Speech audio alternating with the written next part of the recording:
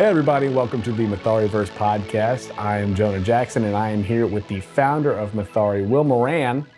Hello. Happy to be here. Super excited to talk about Mythari. Heck yeah, man. Okay, so I guess since this is the first one of these and some people might not know if they've just maybe stumbled across on socials and been like, what's going on? What is Mythari? Great question.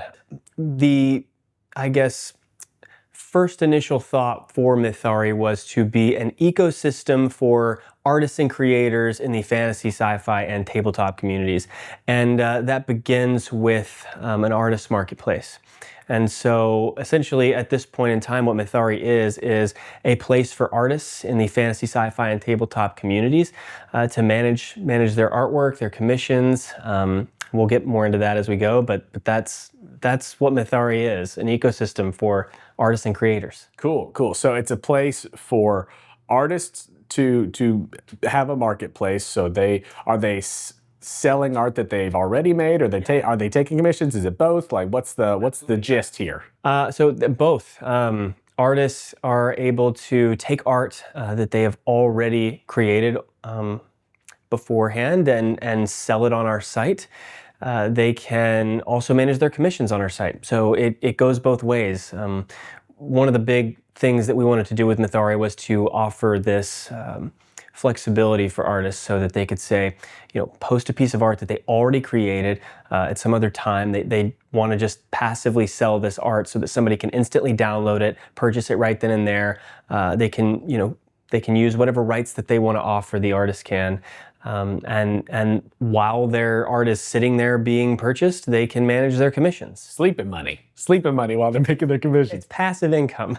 You draw one picture, you post it, and see what happens. So if I'm an artist on Mythari and I decide, I want to make a series of illustrations, I'm gonna do, let's just say everybody knows, like, just kind of D&D style, like class illustrations. Right. I can pump out like a set of those and I have them on my site and people can use those for what? Why are people coming to buy art on this site? What's the consumer want here? Well, I think that there's multiple angles here. I mean, one of the, I think, big perspectives here is if you're another creator and you're looking to incorporate art into whatever you're doing, like if you're creating a module or if you are writing some subclasses for D&D and you just want an image of something, that looks like a landscape, or it could be, something that just looks like a dwarven character or something that's generic that you just want to be able to download quickly, pay less than you would pay for a commissioned piece of art.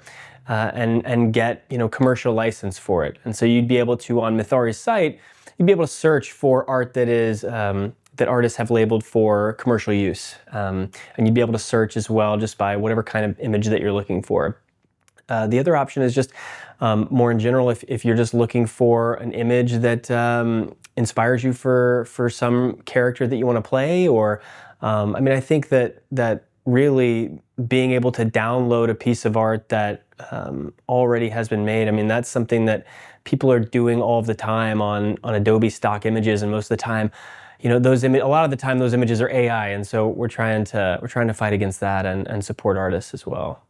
So from the creator side of things, it seems like you, just from you kind of talking about writing or the subclasses or adventures or whatever, is that something that you have had experience with personally? Yeah, definitely. That's we got a loaded question there.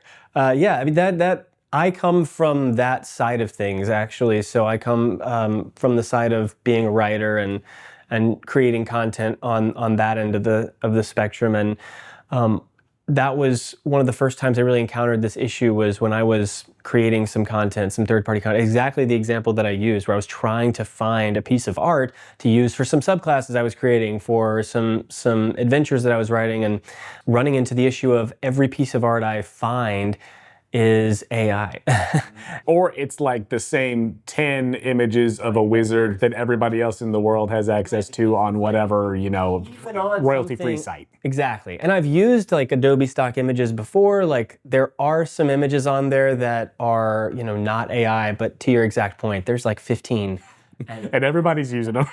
and everybody's using them. So, I mean, from my own perspective, like this is a way for creators to collaborate. If I'm looking for a piece of art like that, it just makes sense that I'd want to use it commercially. I mean, when you're looking for art commercially, I mean, that can come from any standpoint. You could be, designing t-shirts or, trying to custom some kind of image for whatever reason you may have. The ability to be able to download something right away, I think, is really valuable. And a lot of artists aren't, I don't think, taking advantage of that opportunity because I don't think that opportunity is really out there for them to do. Well, it doesn't feel centralized. Exactly. It's not like there's a place where it's like, oh, we know that we can go here and do this thing. It's like, you're either going through somebody's DMs on, whatever the social is. If they're like, oh, my DMs are open, you can try to message them and do that. But then it's like, what are you using for payout? And, where's the accountability of stuff like that on both sides, right? Accountability for both the buyer and the seller. So the goal is to have a centralized place where things are set up, where like it's not just honor system. There are good rules and people are being taken care of. That's exactly right. I mean, definitely not honor system. We're using Stripe, which is one of the most secure payment platforms that you can have on your site. We have a zero AI tolerance. We're constantly vetting for that. Exactly. We want one centralized hub, one centralized location so that you can manage your commissions, you can sell whatever art that you have passively, and that you can also be discovered on the site. And that's just something that's not being offered anywhere else, especially when you hone in on the fantasy sci-fi genre, which is an enormous community of people that are highly undervalued. There's really, when you look at the amount of tools and support that are available for game masters and players and all of these people that are a big part of this tabletop community, or even, for authors in the fantasy community, when you look at tools that are available for artists and creators in this space, they're far and few between. There's very little available, which seems crazy because they are quite literally the backbone of that community. So we really wanted to create a tool that, I just thought it was crazy that, you look at something like a Ko-Fi page where you have the ability to, sell your art through there, and maybe there's some commission management tools and some other sites out there, quite a few sites that manage some of these things. Nothing is doing everything at once, especially not for the artists in this niche. And so really what we wanted to do was to take all of these things that seem like they make sense from all of these other sites, and just bring them into one centralized location. Like, give these artists an actual place that actually helps them grow their business, not just a place where they can bring their customers, but a place where they can actually get discovered and build a customer base and sell their art passively and manage their commissions, all in one place with secure payment platforms and assurance that no AI is going to be having any agency on the site. Back to, you mentioned discoverability and growth. What sort of tools or systems are built in for that in Mythari? What is there for the discoverability for the artist? What's there to make it easy for the consumers to find what they're looking for? Yeah, I mean, I think that's the big question there. Obviously we have search browsers built into the site, so that search is very easy. But we also have a filter system that allows artists to basically tag their work. So if they want to specialize in a certain style or a certain genre, these artists can really carve out a niche in that area. Like, say this is going to be random, but let's say you want to focus on like superhero genre and in the style. Not random at all. I'm thinking about like masks. I'm thinking about like Marvel. Not even niche. That's just one segment of it. or gothic horror or anything that you can think of, and then you can also focus on a specific style. Like if you focus on lion art, if you focus on classical fantasy or more modern fantasy or surrealism or whatever it is that you focus on, you can actually combine these things. So a buyer can say, I'm looking for a piece of art that I could spend $100 on, a commission, let's say, that I can spend $100 on that is offering portrait or a gothic horror genre in a classical fantasy style. Then they can search for that, and if you are owning that niche, then you can be the first person that they see. And so this is really an opportunity for artists to, it's really great for the artists to be able to carve out a niche, but it's really awesome because it's also benefiting the buyers who have one place they can come to and really pretty easily find the exact kind of art that they want to find. I mean, that's not even something that's you're easily able to do on something like Adobe stock images, where you're just having to rely on a search tag. Like, this is something that's being filtered out by what the artist is tagging their work as. This is very exciting.